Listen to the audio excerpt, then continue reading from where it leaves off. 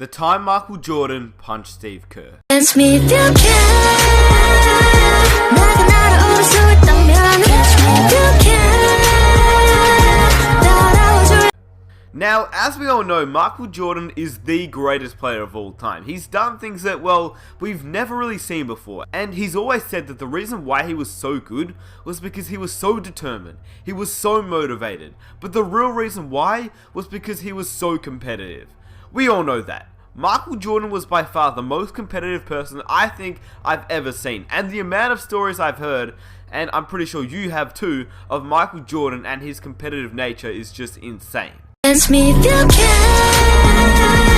내가 날아올 수 있다면. But the story that I'm about to tell you is one that doesn't really get talked about often, and personally, I think it's one of the best Michael Jordan stories, not because of what happened, but because of the end result, and how it affected both players heading into future years as teammates. As you know, if you're subscribed to the channel, I like to share stories that people don't really talk about, so if you're new around here, be sure to subscribe and Dance me if you can. 내가 날아올 수 있다면 Dance me if you can. 따라와줄. video.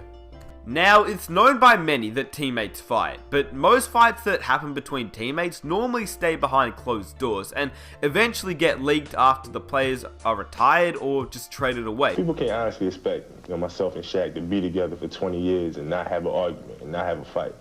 That's just like fantasy land. That's not going to happen. We had arguments my rookie year, my second year, this year, and we're probably going to have many more arguments. Did he connect on the punch you threw? No. No, I was swift on the duck. You ducked out of it? Did you throw one back? Yeah, well, we just kind of got into like a pushing and shoving match. Dance me if you can. 내가 날아올 수 있다면. Jordan, out of all people, I don't think that you should take exception. Not because he wasn't like anyone else, well, technically he wasn't like anyone else, but because of how competitive he is, and Steve Kerr knew that. But Steve Kerr also didn't know what he was thinking, and I quote, "I don't know what the hell I was thinking," laughing as he recalls his scrap with the Chicago Bulls legend in 1995 at the Bulls training camp. It's Michael Jordan, it's the greatest player ever, but I was pretty competitive myself, and I think I kind of play with a chip on my shoulder. I had to, or I wouldn't have made it. Now, these words from Steve Kerr are true, but I don't know why, maybe it's just me, but I can't imagine Steve Kerr in a fight. He just seems like a nice guy. Anyway, that's besides the point, because he obviously was in the fight, and so was Michael Jordan. In fact, I'll let Michael Jordan do most of the explaining, because, well, he can obviously explain the story better than I can, because he was obviously there. This is coming back after the disappointing playoff game. Everybody was saying it was Scottie Pippen's team, but I was trying to work my way back up to where in '93 it was Michael Jordan's team. So it all started in 1995 when Michael Jordan and Steve Kerr got matched up in a scrimmage. It was very intense. Michael Jordan heard all the critics after the Bulls' playoff loss to the Orlando Magic and intended to silence them. The postseason defeat to the Magic in the conference semifinals, his first series loss since 1990, and many believe that his best years were behind him. I mean, when you think about it now, he literally did just come out of retirement that year, but because Jordan is, well, Michael Jordan, at 32 years old, Jordan was wanting to prove to haters otherwise. So yeah, the offseason started and this particular scrimmage came around. All Jordan could think about was the haters from the previous season, and he just wanted to prove them wrong. Instead, Phil Jackson, obviously the coach of the Chicago Bulls at that time, thought it would be a smart idea to spice things up a little bit. And this one day, I don't know, I was just in a very feisty mood. And Phil put Steve Kerr opposite of me. But he was giving Steve all the calls. And I'm getting like really ticked off. Anyway, Jordan was furious, and as a notorious trash talker, he and Kerr started talking trash on a couple of possessions, and then it just escalated from there. Now, we all know that Steve Kerr seems like the nice guy, and to be honest with you, the way that I visioned the event, I think Jordan probably said something a little bit too far, and that's how it all clicked, but I couldn't tell you for sure since I obviously wasn't there. Steve Kerr then says, "I took exception to something he said. So I was talking back, and I don't think Michael really appreciated that. And we got in the lane, and he gave me a forearm shiver to the chest, and I pushed him back. And next thing you know, our teammates were pulling him off me." One thing led to another. Next thing you know, I fouled him real hard. He fouls me real hard. And then before I knew it, I hauled off and just whacked it right in the eye. All the anger, all the comments of people saying that my skills are eroded and I wasn't the same Michael Jordan, and I was letting everything go. Of course, Steve Kerr got the worst part of the incident. I mean, he ended up with a black eye, but that's pretty much what happened to most players when they challenged Michael Jordan. But the thing was, and this is the main reason I wanted to make this video, is that after the fight happened, Steve Kerr earned Michael's respect. But yeah, Steve Kerr, only 6'3" against Michael Jordan, you would assume that he would get the worst of it, and he did. He ended up with a black eye. He threw some punches before, it was all broken up too, so good on him. The next day in practice, I'm looking at Steve. Steve got the biggest black eye. And when I saw him, I went right up to him. I said, you know what? I'm totally sorry. I just lost my temper. He says it was partly my fault, too. I knew not to push you. We two grown men and teammates stood there for almost 20 minutes apologizing to each other. From that point on, I've always respected him. He didn't give up. He fought back. You know, he may have gotten the worst end of it, but I respect him. Now, the fact that I found really interesting and completely forgot about was the fact that Steve Kerr and Michael Jordan didn't really have much of a relationship at this point.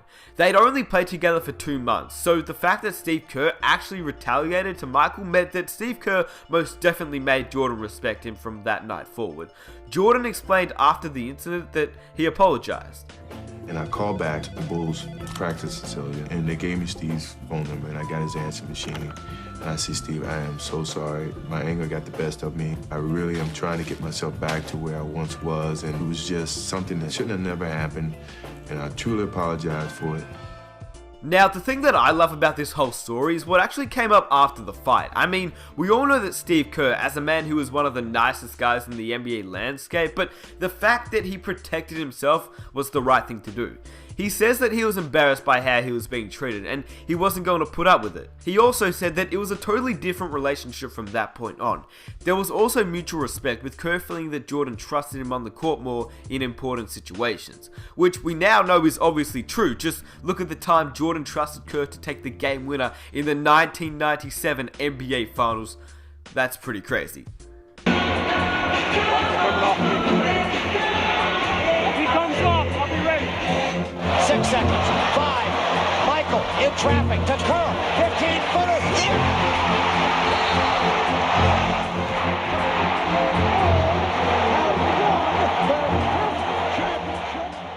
Now, it has to be said, the Bulls couldn't have been great without their immense talent of Jordan, Pippen, and Rodman, but they couldn't have been historic without coming together with players like Steve Kerr, Kukoc, and Ron Harper. The Chicago Bulls avoided major issues after the Kerr-Jordan incident and never lost more than 2 games in a row, taking on the characteristics of its coach and its leader.